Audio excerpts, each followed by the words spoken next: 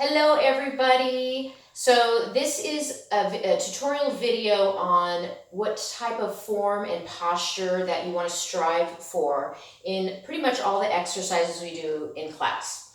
So I'm going to reveal a little bit, but I want to explain the importance of having the lowest rib and hip connection.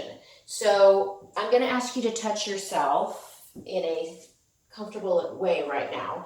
But I want you to find your lowest rib. Okay, so just travel your fingertips and find that lowest rib and just have a tactile feeling of where that's located. Okay, and then from there, just change to place your thumbs on that lowest rib. That's going to free up these other fingers.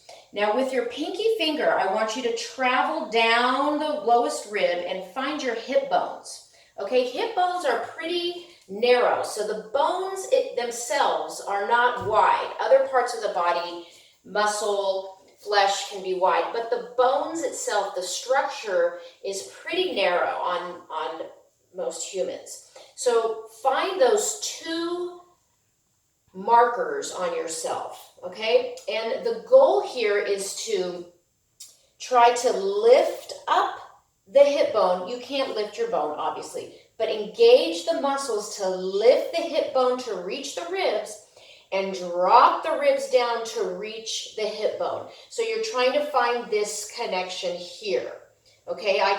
In class, I say they're long-lost lovers that can never unite, okay, but they strive to be together, okay? So when you do this, when you're reaching up from the hips and down with the ribs, you're going to be engaging your core, okay? So I'm going to stand profile and show you two ways that are incorrect, okay? So the first way is letting the pelvis fall back. So pelvis and ribs are really far away from each other, so we don't want that.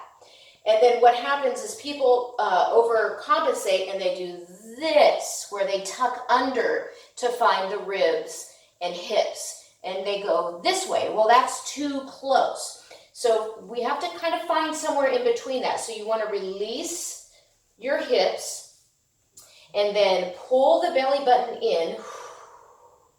And then try to gently drop the ribs down and lift the hips up to the ribs without moving any bones. If you do this, your core, you should feel it in your core, and you sometimes often will feel a release of this lower back, because oftentimes we do this, right? So by lifting this up slightly, this relieves lumbar stress. So we're going to strive to be in this position. You're going to hear me cue you in class. I'll say, find your hip rib connection, and you'll just go zoop and find it. So when we do the warm-up, it's there.